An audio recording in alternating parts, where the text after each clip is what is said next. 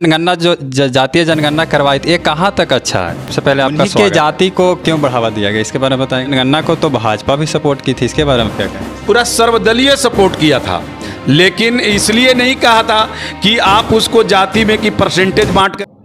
नमस्कार, मैं पुरुषोत्तम कुमार, आप देख रहे हैं परिवर्तन तक न्यूज। आज हम उपस्थित हैं औरंगाबाद जिले में लोजपा के प्रदेश महासचिव बिहार के माननीय एवं रफ़ीगंज के पूर्व विधानसभा के विधायक प्रत्याशी श्रीमान प्रमोद कुमार सिंह जी। आज इनसे बात करेंगे बिहार में जातीय जनगणना पर। तो हमारे जो वर्तमान सरकार है, बिहार की सरकार है, नीतीश कुमार जी की सरकार है, तो यह जातीय जनगणना करवाई थी, ये कहाँ तक अच्छा है? सबसे पहले आपका स्वागत है। धन्यवाद।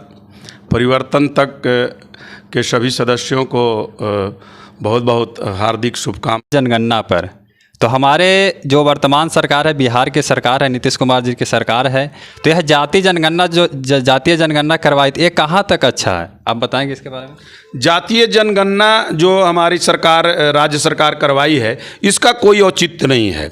इसलिए औचित्य नहीं है कि सर्वप्रथम आज हमारा राज्य जो है पिछड़ा हुआ है, और जब से, मैं पहले भी कहा अभी कि 34-35 वर्षों से जब ये गद्दी पर काबिज हैं, तो सिर्फ जात पात में हम लोगों को, बिहारियों को बांट करके और सिर्फ कुर्सी सुरक्षित रखने का काम कर रहे हैं। ये जात पात करने के बाद यदि जिसकी जनसंख्या है उसके अनुसार योजना ला करके और उन जाति विशेष के लोगों को यदि कोई लाभ मिले तब तो इसका औचित्य है।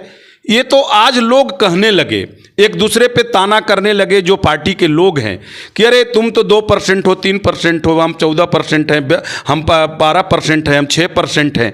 तो ये तो सिर्फ इसलिए कराया गया कि जात पात में बांट करके जातीय जनगणना से हमारी और उनको लॉलीपॉप दे करके उन गरीब परिवारों को, उन अति पिछड़ा के लोगों को लॉलीपॉप दे करके कि आपके लिए हमारी सरकार फिर से बनाई और हम योजना बनाएंगे, उसके लिए इन्होंने जात पात किया। और बिहारियों का 550 करोड़ रुपया को इन्होंने नुकसान किया हमारा। आज 550 करोड़ में बिहार का विकास होता तो हम लोग इसका पूरा भर्त्सना करते हैं, इसकी निंदा करते हैं। जातीय जनगणना से सिर्फ हम लोगों का बांटने का काम है, उससे अन्य जाति को, जिसको ये दिखा रहे हैं कि आप 37% हो, आप 27% हो, उनको कोई लाभ नहीं होने वाला है। यदि ये लाभ देना चाहते हैं तो अति पिछड़ा और दलित महादलितों का जितनी संख्या है, ये अपने उस गद्दी को छोड़ करके अपने पार्टी के ही लोगों को अति पिछड़ा से और कोई महादलित से बिहार के गद्दी पर बैठाएं और उनको मुख्यमंत्री बनाए, तो मैं जानूंगा कि ये सही रूप में जाति जनगणना करा करके ये लोगों को बताना चाहते हैं कि आपका हित। उन्हीं के जाति को क्यों बढ़ावा दिया गया, इसके बारे में बताएंगे। जातीय जनगणना का तो आंकड़ा कुछ समझ में नहीं आ रहा है।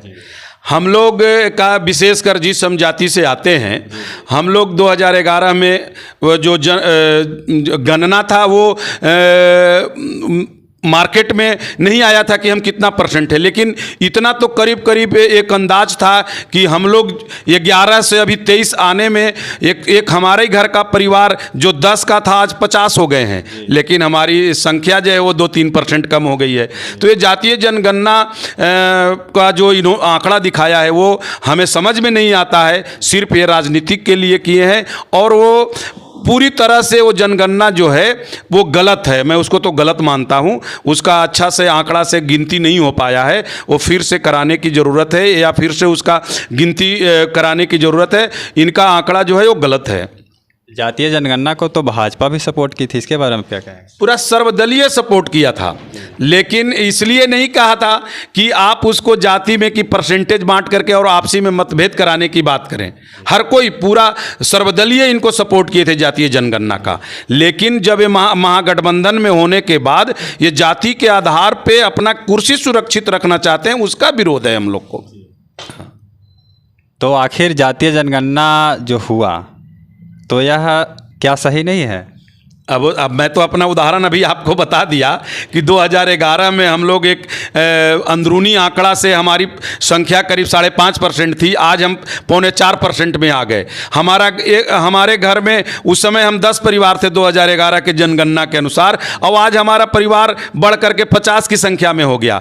तो बढ़ना चाहिए। देश का उस समय 100 करोड़ जनसंख्या थी, आज 140 करोड़ हो गया।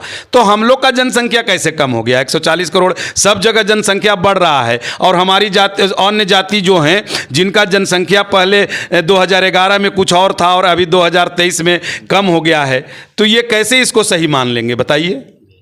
और जातीय जनगणना की बात होती है तो हम काफ़ी अभी गए थे लोहारों का समारोह में, तो उन लोग का जो है जातीय जनगणना उन लोग करवाए नहीं, पेपर पे या फिर सोशल मीडिया के माध्यम से आप देखे होंगे।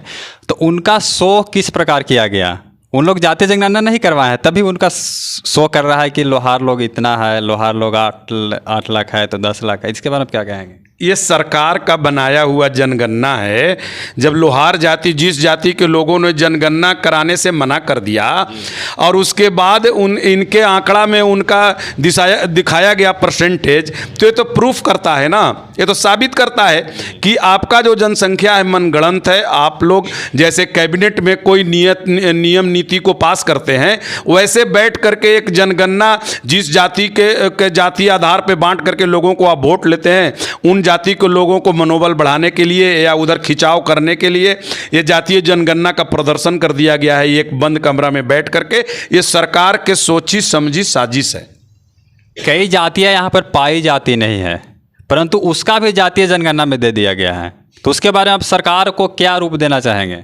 सरकार के बारे में तो जितनी भी इसकी जितनी निंदा की जाए कम है। सबको हम आप सब बिहारवासी जान रहे हैं, जो जितनी जातियां दर्शाया गया है उतने जाति के लोग तो यहाँ निवास नहीं करते हैं। तो जब वो आंकड़ा ही गलत है, एक रूम में बैठा करके उनकी सरकार है, वो कैबिनेट में जिस तरह से नीति बनाते हैं कैबिनेट मंत्री, वो उसी ढंग से जातीय जनगणना का वो नीतिगत एक आंकड़ा बना करके, और जिस जाति के लोग हैं जिसका उनको वोट चाहिए उसके अनुसार उसको प्रदर्शित किया गया है। जैसा कि कहा कि जातीय जनगणना तो हुई, लेकिन यह इसको फिर से कराने की ज़रूरत है। और बाकी जो भी सवाल रह गया हो प्रमोद सिंह जी से अगले इंटरव्यू में पूछूंगा। जो भी सवाल आप कमेंट बॉक्स में कमेंट करके जरूर बताएंगे। जय हिंद, जय भारत, भारत माता की जय।